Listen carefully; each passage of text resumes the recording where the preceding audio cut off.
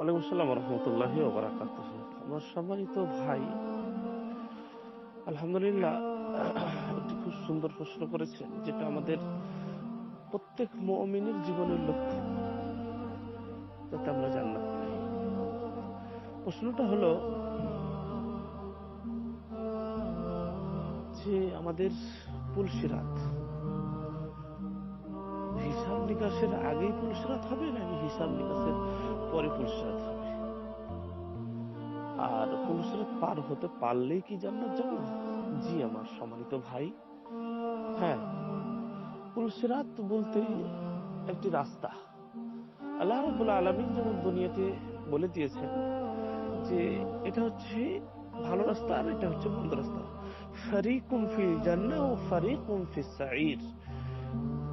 যদি তুমি জান্নাত পেতে চাও তাহলে এই রাস্তা দিয়ে চলো, আর যদি তুমি অন্যায় ভাবে তুমি জান্নাত পেতে চাও না, জাহান্নাম যেতে চাও, তাহলে ফারিকুম ফিস সাঈর, তুমি এই রাস্তা দিয়ে চলো। আল্লাহ রাসূল বলেছেন ইন্না আওয়ালান নাস ইহাসাবু ইয়াউমাল কিয়ামা। কিয়ামতের দিন প্রথম যে হিসাব নিকাশ নেওয়া হবে সেটি হবে as-সালাহ, সালাতের। তো হিসাব কিতাব দেখেন, প্রত্যেকটা ধাপ আছে আসলে। পুলসিরাত একটা যেমন কবর, মৃত্যুর পরে কবর একটি যেমন ধাপ, তো এই মতো কিয়ামতের দিন একটি ধাপ হচ্ছে।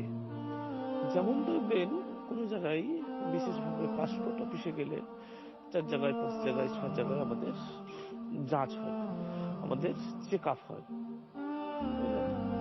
এই টেবিল ও টেবিল এই টেবিল করতে করতে এট দ্য লাস্ট মোমেন্ট আমরা ফাইনাল যে অফিসার তার কাছে যাই।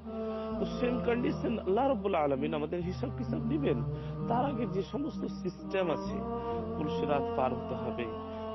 যদি আপনি সত্যিকারের ইমানদার হন, আপনার মধ্যে ইমানের মানে থাকে, জান্নাত যাওয়ার পরিস্থিতি থাকে, তাহলে অবশ্যই আপনি পুলসিরাত পার হয়ে যাবেন। নচেৎ পুলসিরাত পার হওয়া সম্ভব হবে না।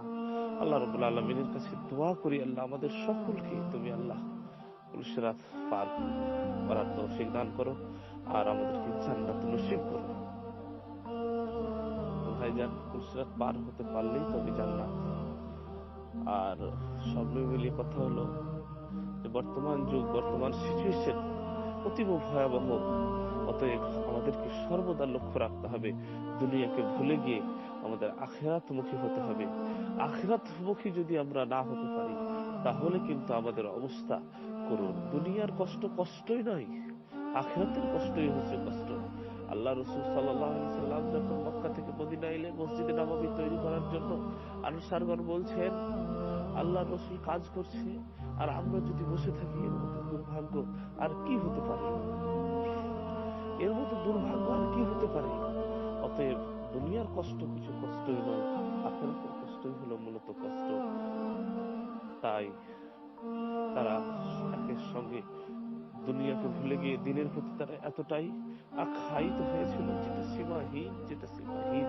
অতএব আমাদেরকে সর্বদা চেষ্টা করতে হবে, তাকিল্লাহ, আল্লাহর ভয় অন্তরে রেখে আমাদেরকে ইবাদত বান্দেগী করার চেষ্টা করতে হবে। আশা করি বুঝতে পেরেছেন ভাইজান।